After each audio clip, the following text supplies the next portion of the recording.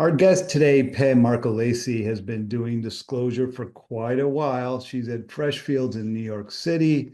She's amazing, great speaker. You're going to find out soon today on realtransparentdisclosure.com.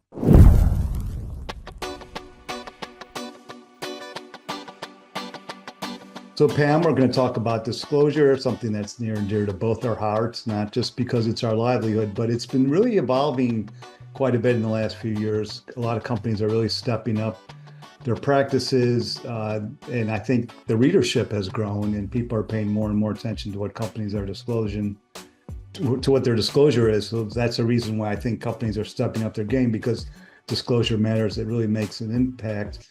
So since you're someone that deals with it actually more often than me, I'm more of a reader these days. I'm not writing anything. What is your typical process when drafting disclosure to improve it? It's a really good question, Brock. And I think oftentimes there's a tendency to go straight to the written word and figure out, should I um, fix this disclosure, tweak that wording? But really, what I do is I really focus on diligence. I think diligence and disclosure go hand in hand. So, whatever the issue is, whether we're drafting a registration statement or we're really updating just one risk factor, I think it really starts with understanding what the issue is. And part of that is understanding the macro aspects of it. So we've all been dealing obviously with tariffs disclosure, updated DEI disclosure, those kinds of things. But the other piece of it really is understanding how it impacts the company. And each company will have a different take on it, a different perspective, and will obviously be subject to a different impact. And I think in order to really draft good disclosure, it starts with understanding how the issue really impacts the company. Once you've understood that, I think it makes the rest much easier. And I think the way I typically approach it is before going into a reporting season. So, for example, this last quarter, obviously top of mind for everybody was the tariffs. And so before I even picked up any company's 10Q, I had a really good handle on what we had been seeing in the market, what other companies had been doing, what other disclosures companies had been updating, and obviously paying very close attention to the news and the developments that were changing on a seemingly day by day basis. And so I already had that, and then talk to each client individually to really understand how they felt about it, what their management team felt about it, and what they largely expected the impact would be to them. And then you put pen to paper. We obviously start with precedents all the time. It just makes things easier, and there's no reason to reinvent the wheel. So it's definitely a component of it, but really it always has to be very tailored to the company. Yeah, knowing what are good precedents, which what companies tend to have good disclosure. And it's interesting when I think about what's good disclosure. If you're writing the disclosure, you can tell if it's good because you know the circumstances behind it. If you're a reader, you can know something might seem like a good disclosure, but you really don't know until maybe the test is over time whether that disclosure is good or not. What do you consider to be good disclosure? I consider to be good disclosure that is short and clear. Sometimes you don't quite have it when you feel like you're rambling, when there's too many words, when you read it back to yourself and you're not even sure what you're trying to say, you sort of feel that it's not good disclosure. There's a bit of a gut feeling, but when it's clear, it doesn't have to be long to be accurate and to be correct. I think that's when you know you've got it.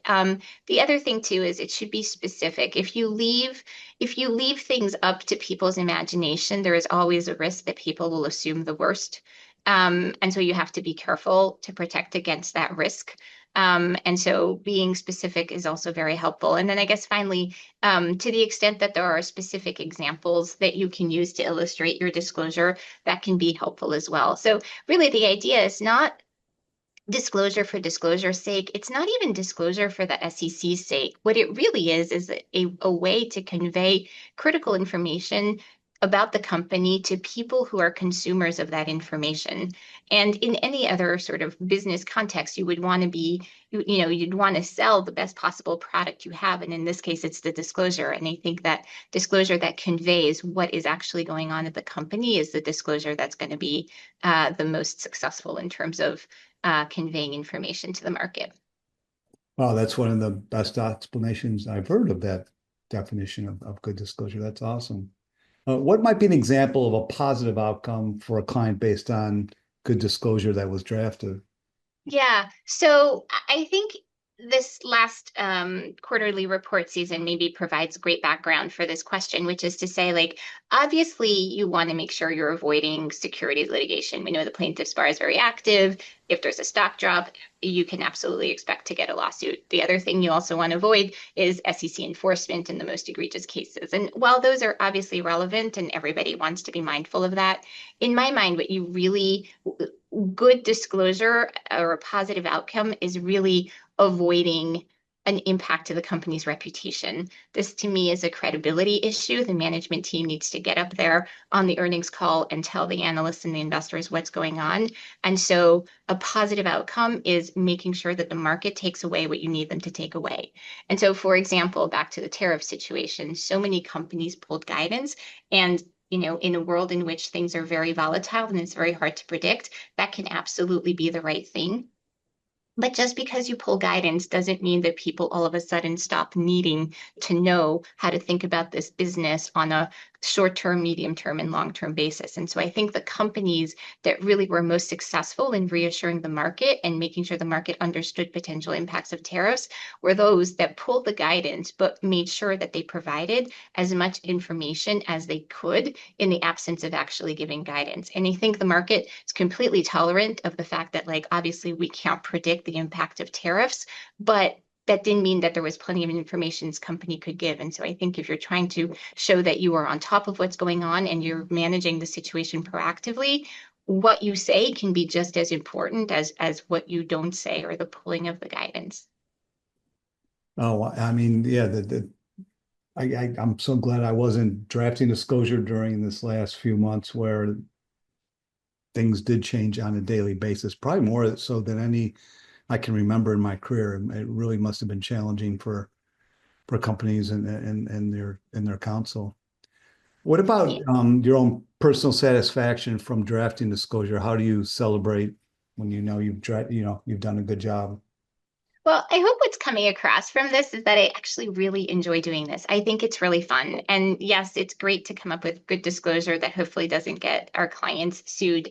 That's awesome. But really, the part about disclosure that I like, which is the part of my job that I like the most, is the client interaction piece. And I think that when you are helping clients through tricky disclosure issues, it is as much about mitigating the risks we were talking about as much as it is helping them get to peace of mind. When they have a hard disclosure issue, it can be extremely stressful. And walking them through and giving them the confidence to know, okay, I don't know what's going to happen in the world, but I know that I've got good disclosure. I know I've got good forward-looking statement, safe harbor. And no matter what, I'm protected and the company's going to be okay. I think it helps alleviate so much of that stress and can be like a wonderful client opportunity. So I like about this the thing I like about everything in my job, which is the client interaction aspect of it. And so you don't eat any sugar. No sugar, just coffee, black. Thanks so much, Pam. That was awesome. Thank you, Brock. Thanks for the time.